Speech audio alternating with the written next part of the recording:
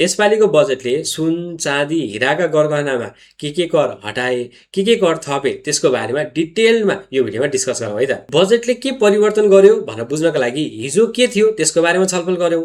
हिजोको दिनमा यदि कुनै सुन चाँदी व्यवसायीले सुनका गरगहना बेच्दै थिए भने त्यसमा 2% लग्जरी ट्याक्स लाग्थ्यो। यो लग्जरी ट्याक्स अन्तिम ग्राहकलाई कस्टमरलाई बेचेको भए मात्रै लाग्थ्यो, भ्याट यसमा लाग्ने कुरै भएन।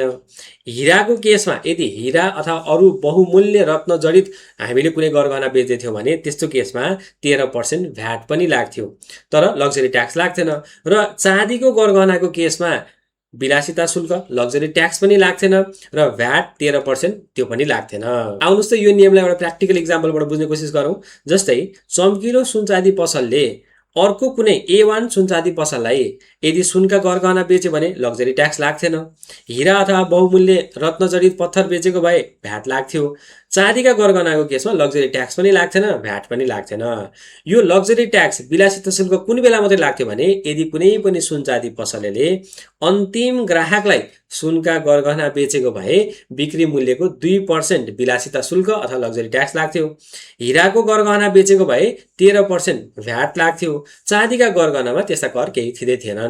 यसपालिको बजेटले सुनमा लाग्दै आएको यो लग्जरी ट्याक्सलाई हटाइदिएको छ र हिरालाई भ्याट लाग्ने वस्तुबाट पनि हटाइदिएको छ भने 13% भ्याट पनि नलाग्ने भयो। यसको मतलब अब कुनै पनि व्यवसायीले कस्टमरलाई सुनका गरगहना बेच्दाखेरि विलासिता शुल्क लागेन, हिराका गरगहना बेच्दा भ्याट लागेन, सिल्भरमा त यसै केही लाग्थेन। सो विलासिता शुल्क पनि खारेज भयो र डायमन्डमा अथवा हिरामा लाग्दै आएको भ्याट पनि खारेज भयो। सो यो कहिलेबाट लागू हुन्छ?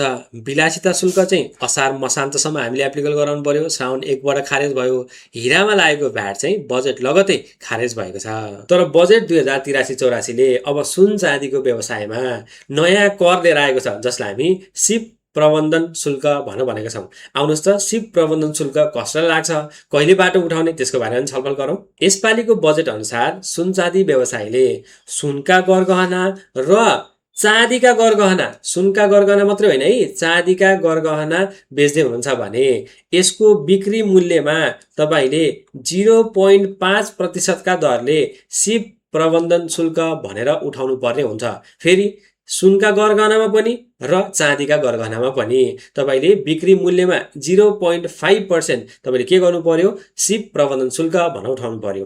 अब यो बिक्री मूल्यमा भन्दै गर्दाखेरि यदि कुनै सुन चाँदी पसलले कस्टमरलाई बेच्दैछ भने उठाउने हो, तर अर्को कुनै सुन चाँदी पसललाई बेच्दैछ भने त्यस्तो केसमा उठाउनु पर्दैन। कसलाई बेच्दैछ भने अन्तिम उपभोक्तालाई यदि तपाईँ बेच्दै हुनुहुन्छ अब सुनका गरगहना, चाँदीका गरगहना भने बिक्री मूल्यमा 0.5% एक्स्ट्रा तपाईले सिप प्रबन्धन शुल्क भनेर उठाउनु पर्छ।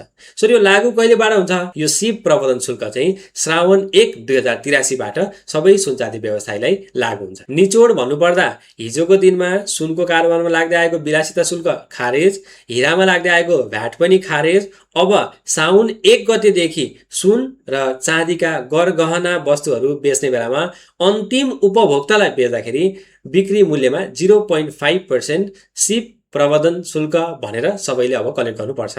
बजेटले ल्याएका यस्तै चेन्जेसहरूलाई डिटेलमा डिस्कसन गर्नका लागि हामीले जेठको 20 गते एउटा फ्री वेबिनार अर्गनाइज गर्दैछौँ। यदि तपाईँ पनि त्यो फ्री वेबिनारमा पार्टिसिपेट गर्न चाहनुहुन्छ भने एकाउन्टेन्ट्स अड्डाको वेबसाइट www.accountantsAdda.nepal.com मा गएर आफूलाई रजिस्टर गर्न सक्नुहुनेछ र व्यवसायसँग सम्बन्धित यस्तै अन्य करका नियम जान्नका लागि हामीलाई फलो गर्नुहोला, एकाउन्टेन्ट्स अड्डा।